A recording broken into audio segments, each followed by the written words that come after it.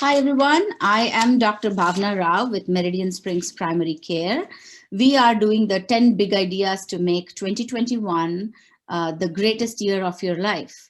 And we are in week 6 of the talk. We skipped a couple of weeks in between. And all the Houston area knows why. We had a big snowstorm and winter storm, very unusual. And aptly today, we are discussing, this week, we are focusing on stress. And I think we've all had a good dose of it in the last couple of weeks. So far, this is our 6th topic. So far, we focused on, we did optimizing eating, moving, sleeping, breathing, and focus. So stress is our 6th topic. We picked this because of the recent experiences, and it's very relatable to what we've been through. And, do you think stress is bad for you? Do you believe that it's harmful? Do you want to get rid of stress? I think it's a daily question, daily rhetoric we face in our lives these days as adults. So we are hoping to answer some of these questions and kind of give you a new mindset, if so, to deal with your daily stress. So today we have Jessie Moller, who is a certified therapist from Archway, Counseling here in the Woodlands. Hi, Jessie, and thank you for taking the Dr. Ram. time to join me. Yeah, thank you for having me. So I'm excited to talk a little more about stress. Right. And I wish that I had learned all of this 20 years ago or 25 years ago. But, whenever I'm happy to be educated right now about stress. Okay. Yeah, I think actually, since you asked me to be a guest for this topic, I've come to realize that I really have a love-hate relationship with stress. And now I think it's easy to hate stress because I think all of us can identify sort of some of the effects of stress in our lives, maybe how it makes us feel or how it affects us in our relationships, that kind of thing. But thinking more about stress, I think I'm discovering all over again that not all stress is bad. And that actually there's very useful stress. And it's kind of exciting. It's kind of fun even to rediscover that as I prepare to have a conversation with you here today. Yes, and I was certainly surprised to, we put out this book recommendation, The Upside of Stress by Kelly McGonigal on our Facebook. Usually every week when we do a topic, we put out a book recommendation. And as I read, parts of the book, I was so surprised to find the same kind of, discover about stress and, that it's not what we think it is, or not what we are made to believe it is. So I think that's a very refreshing thought for a change, because I guess it's our constant companion. I mean, you're with stress. Stress is with you all the time, no matter what. You're right about that. Yeah, it is. So how do we define stress? Stress is a very common word. I guess people use it in different ways. Stress could mean different for different people, but I think the common way would be to just say it's a worry or a bother that comes out of when something meaningful for you is at stake, or that you feel like it's out of control, but you're worried about it because that's very meaningful for you and very valuable for you. So can you, maybe you have a definition? Yeah, no, I think that's a great definition. Generally, I think we associate feelings of worry or even fears with this word or this idea of stress. And it's very much a reaction to things that are challenges in life or demands in life. Reactions, when things are reactions, or when we're reacting in our bodies are reacting or our minds are reacting, there is some loss of power or control over the situation. And we experience that, as stress. But there's a positive side to this. We're reacting to a challenge in our life.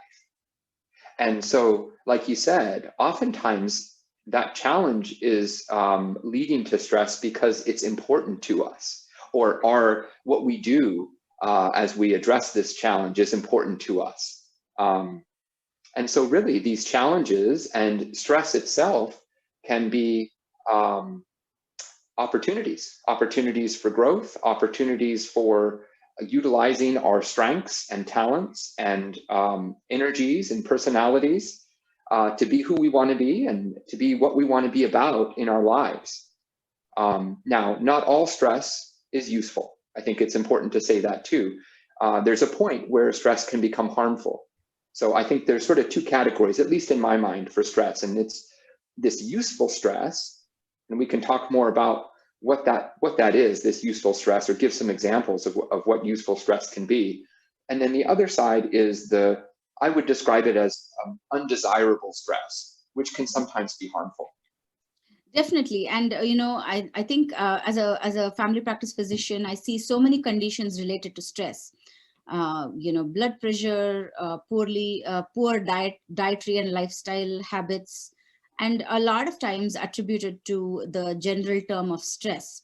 So I think it's very important discussion for everyone in their houses today that you go back and think about, how this stress has affected you. And I think very well said by you that, you're stressed only by the things that's important to you and the challenge that's important to you. So I think the good part is that you're well challenged. And I think, an important part is that to know that these challenges are so important for your growth that you're stressed about it. So I think it helps identify the challenges in everyone's lives. I guess it could be a starting point when we come and discuss about the ways you can handle it.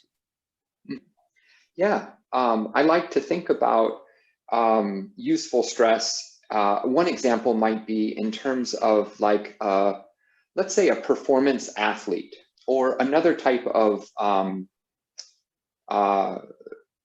performance activity. Could be a musician who performs or a performance athlete. Mm-hmm. Those people, when they perform, are utilizing good stress or useful stress to do what they do, to utilize their talents, to put on that performance. So I think an important part of managing stress is noticing stress with purpose, that we're observant of ourselves and what we notice about ourselves when we're experiencing stress, whether it's a useful type of stress or an undesirable type of stress. And we're doing that with a purpose. And maybe the purpose in those examples with performance would be to perform well, to meet this challenge and to maybe exceed your own expectations and have a personal best. Other times it may be that the purpose is, as in the case with maybe undesirable stress, maybe it's being moderate in how you respond and having self-compassion. And that's the purpose that you're applying to noticing stress and being good at noticing stress when you experience it. Mm-hmm. And yes, I think this is the stress mindset, right? That stress is harmful. It's so when we think about stress physiologically, you have a rapid heart rate, your mouth goes dry, you're ready for action, your adrenaline is going, and it's your body getting ready for something. So getting ready for, say, for example, if you're a performance athlete, you feel this before a game or going to the field to perform, and that's your race or your sport. But they experience this, and this is the body getting ready for the action ahead. Right. Right. Yeah. And I think and for the first time I was like thinking that, when in this book, she talks about the emotions and the different emotions behind this physiological change. You're calm, and then you're about to go do something or perform or talk in front of 100 people or give a speech. So then your physiology changes, you're tachycardic, your adrenaline, you start putting out adrenaline, you have the effects of the fight flight response, and you go out there and you perform. So so then this physiological change is associated with certain feelings. So the same physiological change can be associated with fear, anxiety, or excitement. In both cases, the response is the same, but the emotions are different. And it's very interesting to see that, you have the exact response, symptoms when you're excited and when you have fear and anxiety. It is. And so it illustrates that, like you said, the body and the mind is preparing to take action. And if that's an action that we have identified as purposeful, that fits with maybe what we want to be about in our lives, that can be a very useful way to manage stress. Another sort of group of people that I think is worth mentioning here is teenagers. If we think about teenagers in life development, they may be, in human development, they may be the group by age that experiences the most stress, depending. That could be argued, I guess. Teenagers, though I don't think they get credit for it, are, I think, champions of managing stress. If you think about Saturday morning, and there's a parent in the kitchen, and they're managing their own stress. Maybe they're taking care of some work tasks that they weren't able to finish during the work week. And even though they had promised their spouse that they were no longer going to work on the weekends, they're taking care of a few things at the kitchen island while maybe finishing up a grocery list. They're experiencing stress. They're utilizing useful stress and taking care of those tasks. Now, 11 o'clock, maybe noon, teenage son or daughter wakes up, comes downstairs into the kitchen, gets a bowl of Captain Crunch, starts scrolling through their cell phone, looking at text messages and social media. The parent says, "You've slept half of the day away." Teenager, "Mom, Dad, life is stressful," right? What do teenagers do? When they experience stress, well, they do a lot of things to manage stress. Sleeping is one of them. They do a lot of other things to manage stress. And I think sometimes they don't get credit for the good job that they do with managing stress because of the level of stress that they experience is so high that it appears that maybe they're not always doing the best job with managing stress. I think I can think of all my friends with teenage kids. This is a good point. And also, we have another common issue we all are facing, or we tell ourselves is, every day, how do I reduce my stress level? How do I decrease my stress level? And one of the points we're going to discuss is this a way to manage stress? Is this a useful way to manage stress by taking away stress? Or is it even possible to take away stress all the time, or for someone to be stress-free? Since it's so closely associated with the challenges and meaningful things in your life. So that is another aspect that becomes very important in the discussion of stress, is that people always talk about reducing stress, taking it away, but is it even necessary? That becomes an important aspect to discuss. Yeah, definitely. And again, I think that getting better, all of us getting better at noticing stress and levels of stress is really important here. Are there times when it's useful or important to reduce stress? Absolutely. And are there things that people do and can do that give relief from stress and work to reduce stress? Yes. Is it possible to be stress-free, or is that durable? I'm not so sure, right? I'm not sure that Not we realistic. can somehow, I'm not sure that's realistic. But being able to be aware of and observant of our stress and our levels of stress is so important, to be able to decide, is this a time where I need to do something to bring down the level of stress? It's also a way of knowing, is there something that I can do of myself? Do I need support? Do I need to, take a break? Is it a time where I need to check in with my support network? Is it a time where I need to check in with my employer and ask for some accommodation, taking a mental health day to try to relieve some stress? Or is this one of those situations where there's a lot of stress in life? It's not possible to avoid all stress, and maybe there are some things that can be done to utilize the good stress or the useful stress, and also at the same time to maybe reduce or manage the undesirable stress that we're experiencing. But all of that hinges on being aware of ourselves and levels of stress. And so that's dependent on, how do we define stress? What do we think about stress? If stress is bad, then we're going to be, as a reaction, trying to always avoid stress. And we can't. So then what? Then it's like banging your head on a wall, trying to get away from this thing that we're going to experience in life. Definitely. And I think we can start discussing about a few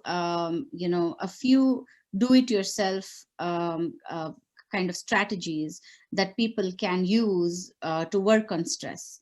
And I just want to put a disclaimer here that, yes, there are a lot of scenarios where you will or probably need professional help by your doctor or your therapist. And these are simpler measures for people to evaluate themselves for at home.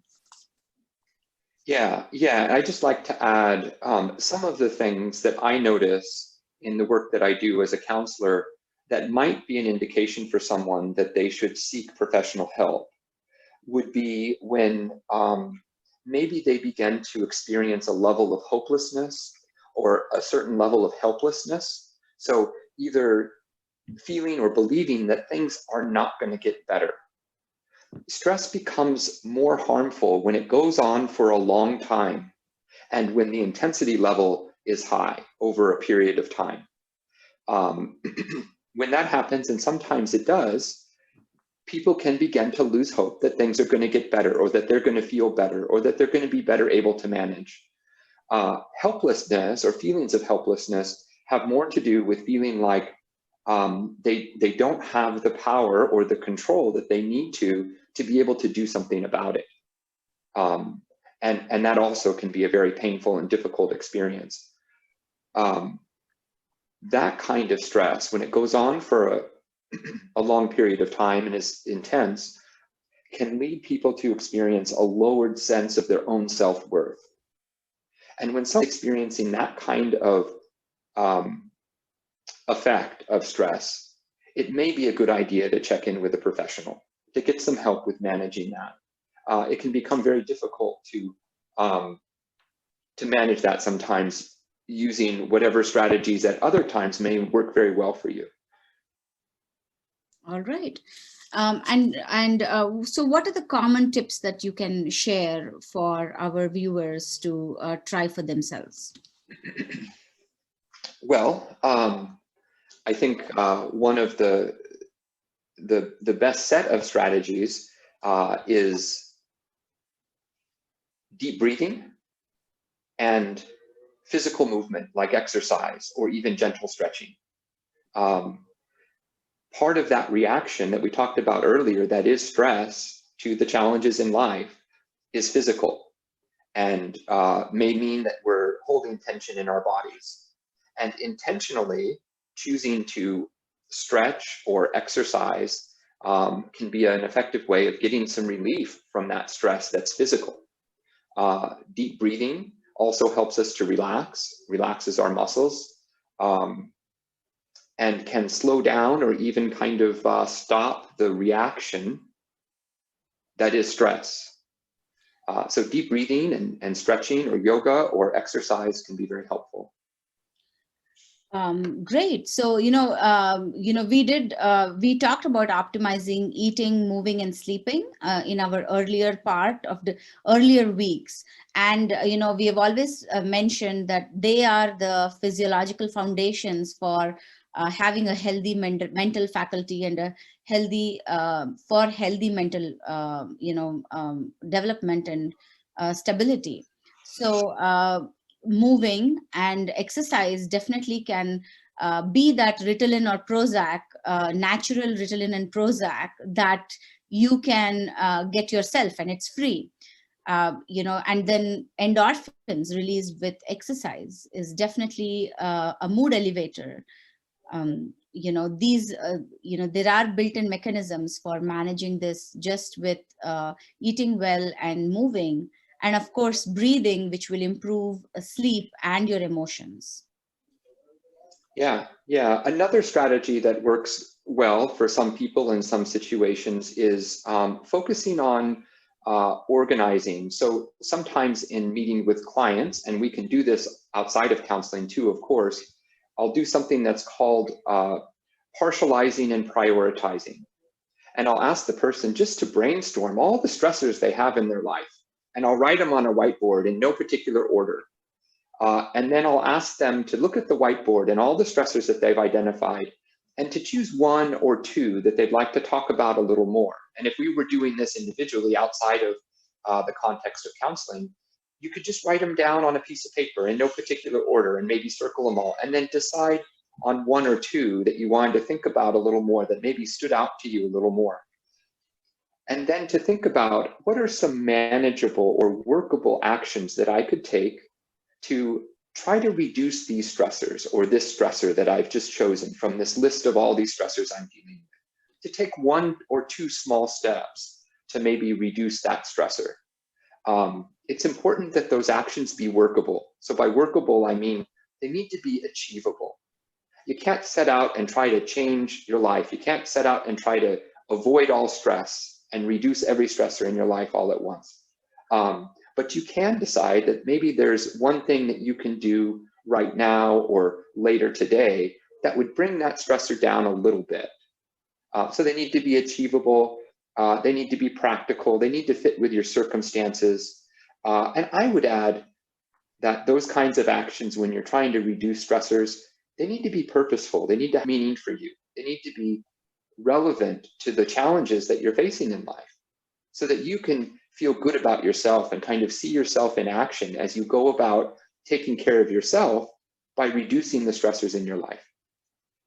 So that's partializing and prioritizing, breaking things down into smaller pieces, choosing small workable steps to take to try to reduce some of the stressors in your life, or one of the stressors in your life.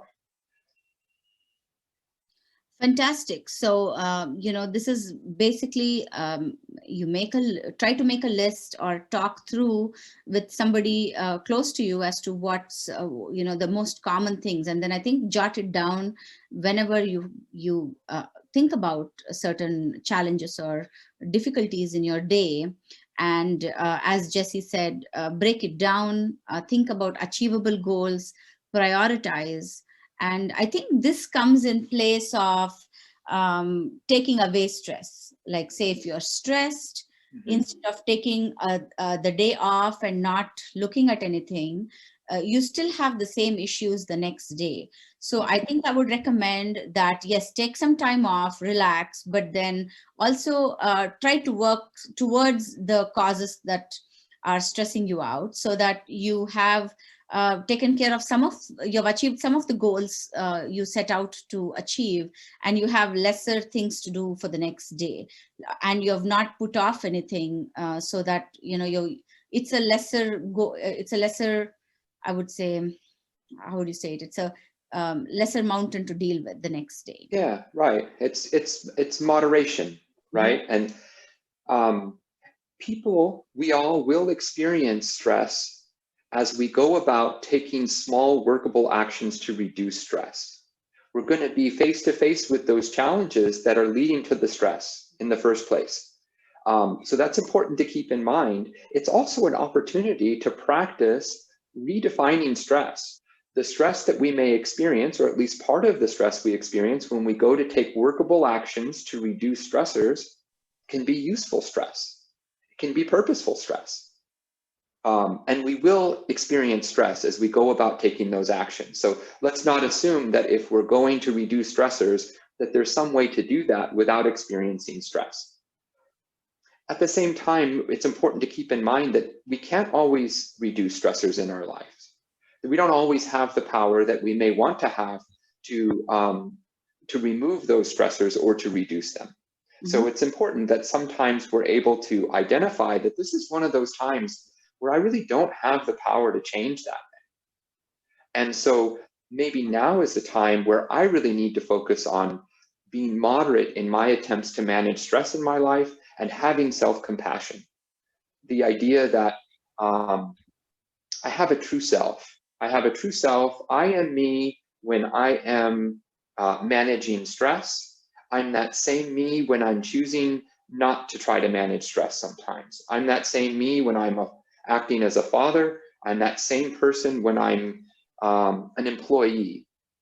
And having compassion for that true self, that is us, that's truly us. In those moments where we see that we really don't have power to change or reduce the stressors that we might really want to.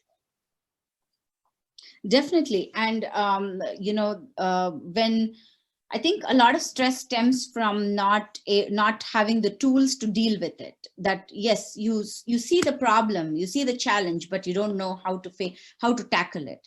But I think a good way of changing the mindset is, okay, let me try to find the tools to tackle this. Okay, at least I know what the issue is. So, and if I'm going to be faced with this issue every week or every month, or every few months, then I need to come up with a plan. So, think about how would you come up with a plan to face this issue when when you come across this. Maybe it's a new system you've put across, or it's a new part of your job, or a new workflow at home that you have to face every day, where it's a new challenge. It's there, and then how do you make a plan? Maybe your family is involved with it. You don't have to deal with it alone.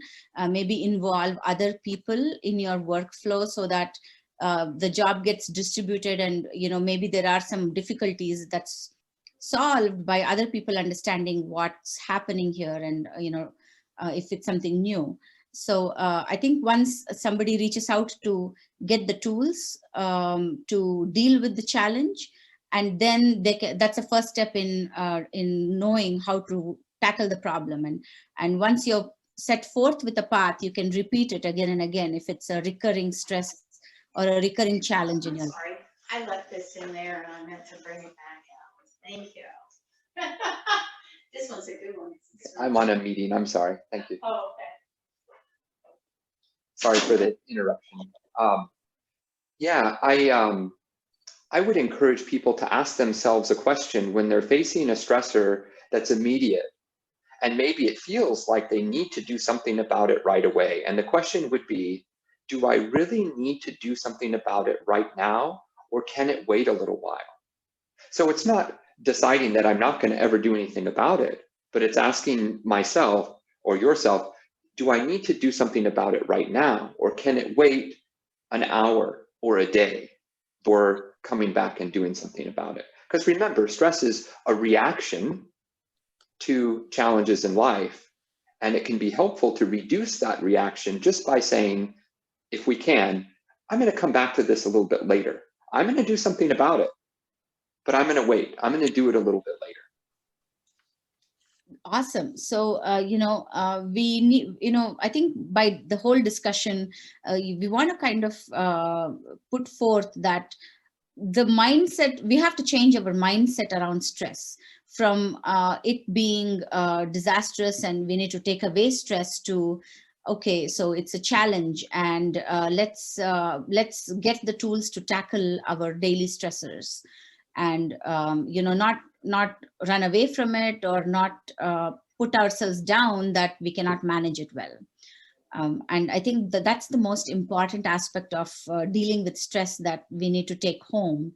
And kind of going back on some of the things we discussed, and what Jesse mentioned was making a list, prioritizing, and also breaking it up into achievable goals, so that you can work towards it, make up and look at the progress you've made. And I think what you said about your self-compassion is extremely important, because just because you cannot handle a small problem or a stress in a way that you think is very optimal makes you a bad person or makes you incapable of managing things. It's only a small aspect of your life. And I think that's a very important thing to recognize. I wanted to return briefly to one of the stress management tips that was mentioned, and you did a good job about mentioning that, Dr. Rao, and it's about talking to other people when you're experiencing stress. If we could return to the scenario with the teenager and the parent in the kitchen, another way that teenagers are so good at managing stress is by interacting with others. And for teenagers, it's peers for the most part, right? And so that's what that teenager is doing when they're scrolling through their text messages and their social media, or they're on the phone, or they're hanging out with their friends. They're doing a lot of very high quality stress management. And I think that applies to all of us in our lives. We may have one person that we go to. It may be our spouse or a parent. We may have friends that we go to. Whatever works for you, but talking to others when you're experiencing stress can be so helpful. That's wonderful. And I think the very fact you mentioned teenagers is that, and how important it is for them to manage stress and for their mental health. I think that's a very crucial aspect of a lot of issues we're seeing these days, to take care of our kids and adults. We all know that, we all recognize most adults are stressed or have stressors in life. But I think it's very important to recognize that kids and teenagers can have a lot of stressors that's affecting them. And and I think it's important to get in tune with them to understand that aspect. Yeah, and they're going to have different ways, different styles of managing stress that work for them. So I hope this session was useful, and people watching this can take back some tips to evaluate stress at least, or look at stress in a different way. Read a book, The Upside of Stress by Kelly McGonigal, really helpful. And of course, consult your talk to your doctor, talk to your therapist, or if you need a therapist, it's not a scary aspect. We have Jessie Moller here, who is wonderful to talk to. So going to therapy or counseling is not a scary thing. It's only about, I guess, getting some tools to help you manage things better. Could I add something there to that? If someone is interested in talking to a counselor, I think it's a great idea to talk to potential counselors by phone. And most counselors will be willing to talk to you without charge over the phone to allow you to get a sense of who they are and some of what you can expect in meeting with them if you choose to for counseling. Shopping for a therapist or a counselor is a good idea. I think it's a very helpful strategy, and it actually enhances the outcomes for counseling. Wonderful. That's great. So you don't have to commit yourself to a full appointment. And Jessie, how can our viewers reach you? So viewers can reach me. We have a website, archway-counseling.com.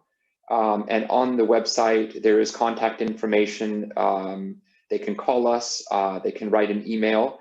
And if they, after viewing the counselor's profiles, decide that they'd like to start by booking an appointment, they can do that through our website as well.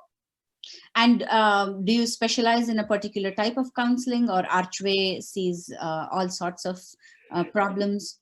So one of the great things about our practice is that we have several counselors. I think we have maybe 7 counselors working in the practice right now, and they have a diversity of strengths and specializations. So we cover just about everything when it comes to counseling. And children and adults too? Yes. Yeah, yes. Awesome. So, if you have any issues that you need to talk to a counselor, please contact Archway Counseling. If you see this and you have questions, you can put a Facebook message or email us at info@springsmd.com. And Jessie's information will be attached to this video in the bottom. So thank you again, Jessie, for spending this hour with me and, going over these important strategies. Thank you so much, Dr. Rao, for inviting me. It is really great to know that there are doctors like yourself with practices like you have that are able to provide the kind of care that you do. In counseling, one of the things that really enhances outcomes is the ability to consult with a primary care provider. And I know that you're available for that. You've made that known to me. Thank you so much for having me today. Thank you, Jesse. I've learned a lot. I've learned a lot more about stress just from the invitation and then talking with you today. So I think so. As I said, I wish I knew this 20 years ago. So I'm glad I know it now. All right. See you all. Bye-bye. Okay. Bye.